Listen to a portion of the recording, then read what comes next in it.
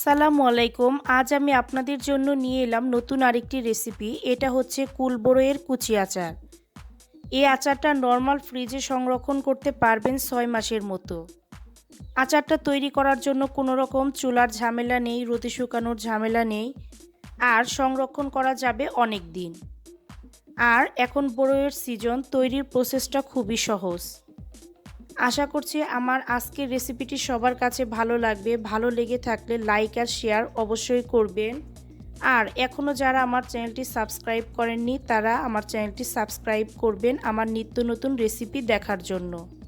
এই আচারটা তৈরি করার জন্য প্রথমে একটা মশলা তৈরি করে নিব। একটা বাটিতে নিয়ে নিব 1 টেবিল চামচ সরিষা আর 4-5টির মতো রসুনের কোয়া, আর দিয়ে দিব 3টার মতো শুকনা মরিচ আর 3টার মতো কাঁচামরিচ। এখন 1 চামচ পাঁচফোড়ন আর সাথে দিয়ে দিব 1 চামচ ভিনেগার আর কিছু ধনেপাতা কুচি। তারপর আমি এই সব উপকরণ একসাথে মিশিয়ে ব্লেন্ড করে নিয়েছি। তো আমার এখানে মশলার পেস্টটা তৈরি হয়ে গেছে। এখানে আমি আধা কেজির মতো বরই নিয়ে নিয়েছি। আর বরইগুলো ভালো করে ধুয়ে মুছে নিতে হবে। আর এখন আমি গ্রেট করে নিব।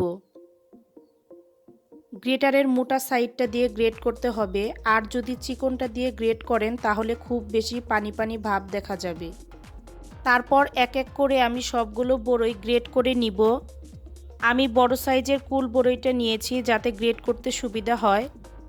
আর অবশ্যই চেষ্টা করবেন এরকম সবুজ টাইপের বরইটা নিতে, তাহলে আচারটা দেখতেও অনেক সুন্দর হবে।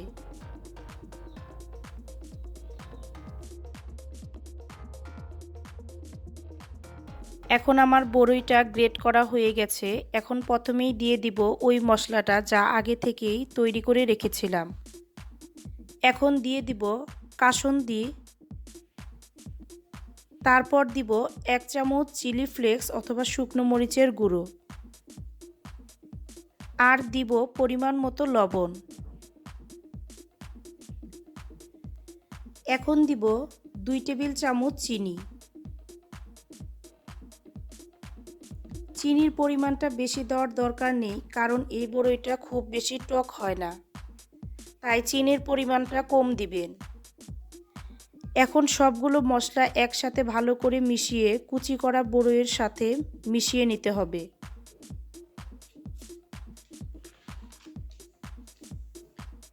এখানে হাতের কোনো স্পর্শ করা যাবে না, চামচ দিয়ে নেড়ে নিতে হবে। আর এখন দিয়ে দিব 2 চামচের মতো সরিষার তেল।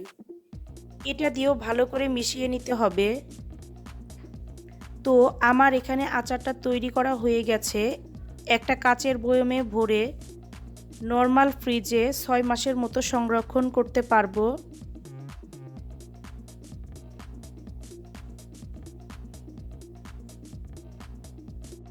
যারা কাঁচা টাইপের আচার খেতে পছন্দ করেন তাদের কাছে খুবই ভালো লাগবে। আমি আশা করছি আমার আজকের ভিডিওটি সবার কাছে ভালো লেগেছে।